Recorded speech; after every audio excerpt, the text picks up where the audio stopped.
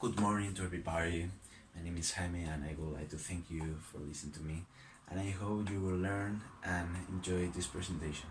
Also, I would like to take the opportunity and explain the transition to a circular economy. The transition to a circular economy is a global obligation nowadays, but even more in the industrialized and developed countries such as Spain or Europe where we live. And here the consumerism is bordering very dangerous limits and are causing irreparable damage in the nature, like biodiversity loss, climate change, deforestation, and pollution. And then it has the reflect in the human's health. So these chains must occupy all the inhabitants of the world, of the planet. But if there is a part of the population and a generation where the chains must be strong and present, we are us, the engineers of the future. So in this European report, which is based the presentation, through past and present gather information and then analyze it with some indicators, try to give some answers about this unknown and problematic future.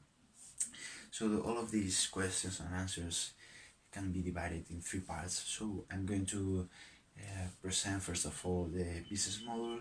Secondly, I'm going to continue with the socio-technical system, and finally with the policy. Increasingly, the companies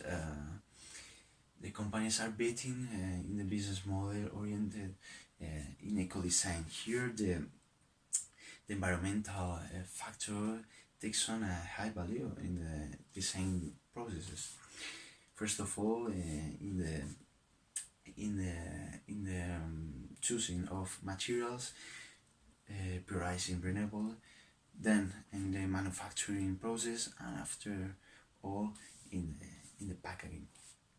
And all of this facilitating the 5R, that is reuse, repair, remanufacture, refurbishment, and redistribution.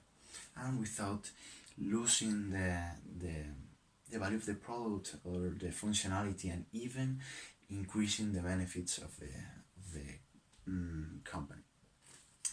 In second hand, the most difficult system to explain, the socio-technical, because it depends on factors with a very heavy subjective character, such as economic, social, and cultural, and more context.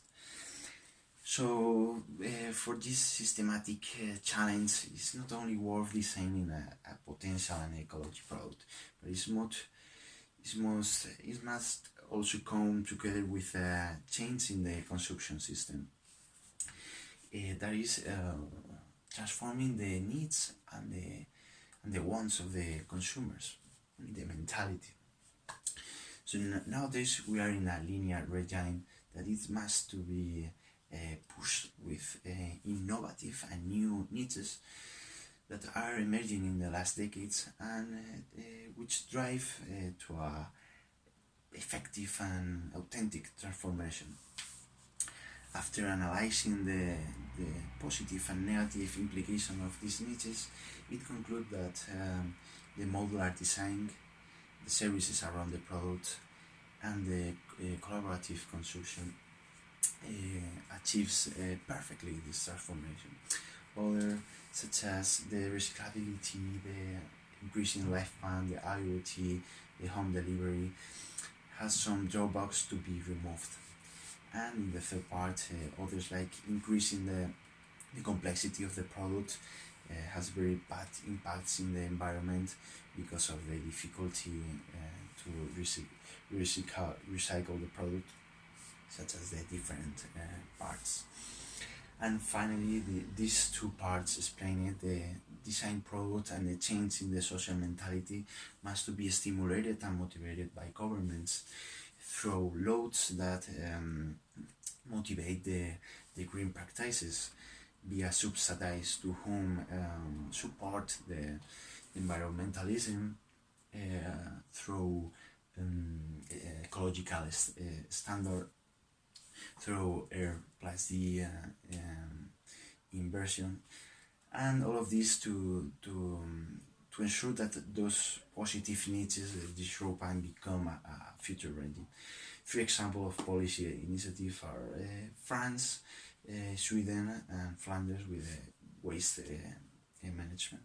And in conclusion, it is necessary to carry out a systematic challenge transforming the product and the consumption systems motivated with government action. So I want to finish with a question. Do you want to be part of the change?